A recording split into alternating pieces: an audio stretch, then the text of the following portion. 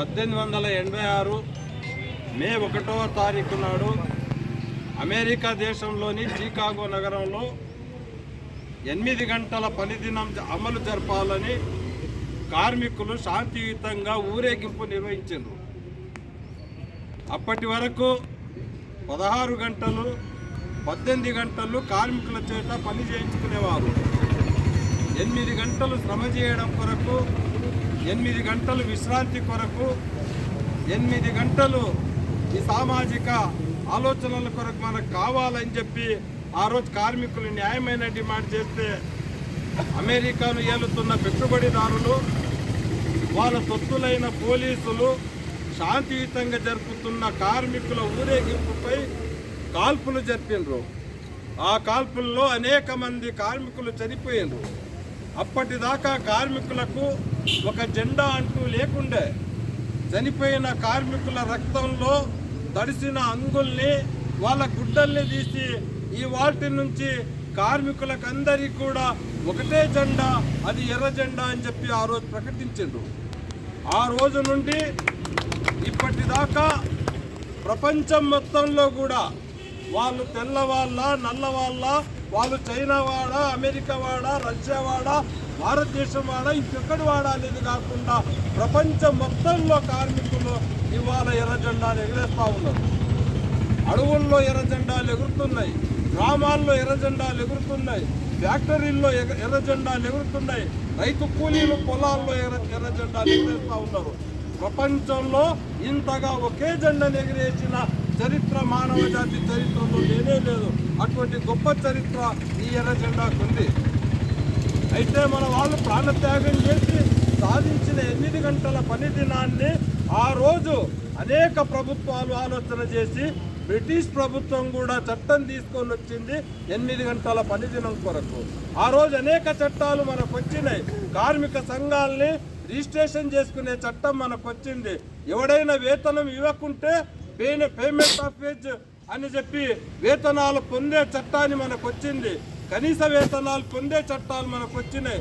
కానీ ఇప్పుడు స్వతంత్రం వచ్చిన తర్వాత ఈ 10 ఏళ్లలో భారతీయ జనతా పార్టీ అధికారంలోకి వచ్చిన తర్వాత దాదాపుగా బ్రిటిష్ వాడు చేసిన చట్టాలను కూడా రద్దు చేయడం జరిగింది. మొత్తం ప్రభుత్వ రంగ సంస్థలన్నింటినీ కూడా ఆదానికి అమ్మానికి అమ్మడం జరిగింది. ఇవాళ ప్రభుత్వ రంగ సంస్థలు ఏవీ లేవు. ఎల్ఐసిని అమ్మేసిండ్రు, బిఎస్ఎన్ఎల్ని అమ్మేసిండ్రు, బొగ్గు గనుల్ని అమ్మేసిండ్రు, విశాఖ ఉక్కు పరిశ్రమను అమ్మేస్తూ ఉన్నారు, విమానాలను అమ్మేస్తూ ఉన్నారు, రైల్వేలను అమ్మేస్తూ ఉన్నారు. అంటే అనేక సంవత్సరాలు కష్టపడి సాధించుకున్న ప్రభుత్వ రంగ సంస్థలన్నింటినీ అమ్మేసి ఈరోజు మొత్తం ప్రైవేట్ పెట్టుబడిదారులకు ఈ దేశం అప్పచెప్పడం జరిగింది.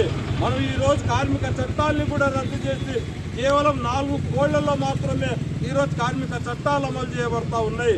అదేవిధంగా ఈ రాష్ట్రాన్ని గత 10 ఏళ్లుగా ఏలిన కేసీఆర్ కూడా అంతకుముందు మేడే సెలవు దినంగా ఉంటే మేడే సెలవు దినంగా రద్దు చేసిండ్రు. ఈరోజు అన్ని ఫ్యాక్టరీలు, ప్రభుత్వ కార్యాలయాలు పనిచేస్తూ ఉన్నాయి. అంటే 100 సంవత్సరాల నాడు సాధించుకున్న చట్టాలు కూడా ఈ దేశంలో, ఈ రాష్ట్రంలో అమలుకు నోచుకోబడట్లేదు. ఇప్పుడైనా ఒక ఎన్నికల సందర్భంలో మనం వాటి గురించి ప్రశ్నించాల్సిన అవసరం ఉంది. ఓట్లు అడిగే నాయకుడు ఎవడైనా వస్తే మా వేతనాల పరిస్థితి ఏంటి, వాటికి ఉన్న చట్టాల పరిస్థితి ఏంటి మనం అడగాల్సిన పరిస్థితి ఉంది. ఈరోజు స్కూల్ స్వీపర్లకు 1623, 5200 జీతం ఇస్తూ ఉన్నారు. 5200, 1623 తోటి ఎట్లా జీవిస్తారో ఈ ప్రభుత్వాలను అడగాల్సిన అవసరం ఉంది. ఎలక్షన్ల కొరకు అడిగే వచ్చే నాయకులను మనం నిలదీయాల్సిన అవసరం ఉంది. మీ ఒక్క ఛాయ్ ఖర్చు కాదు, ఒక్క రోజుకని చెప్పి మనం నిలదీయాల్సిన అవసరం ఉంది. ఈరోజు గ్లాస్ వర్కర్స్ కానివ్వండి, హమాలి వర్కర్స్ కానివ్వండి, భవన నిర్మాణ కార్మికులు కానివ్వండి, 60 ఏళ్ళు పనిచేసిన తర్వాత వాళ్ళకి ఎలాంటి పిఎఫ్ కానీ, గ్రాట్యుటీ కానీ, లేదా ప్రభుత్వం నుంచి ఎలాంటి వాళ్ళకు డబ్బులు ఇచ్చే పరిస్థితి లేదు. కాబట్టి వాళ్ళ వృద్ధాప్యంలో జీవితం ఎట్లా అని చెప్పి మనం నిలదీయాల్సిన అవసరం ఉంది.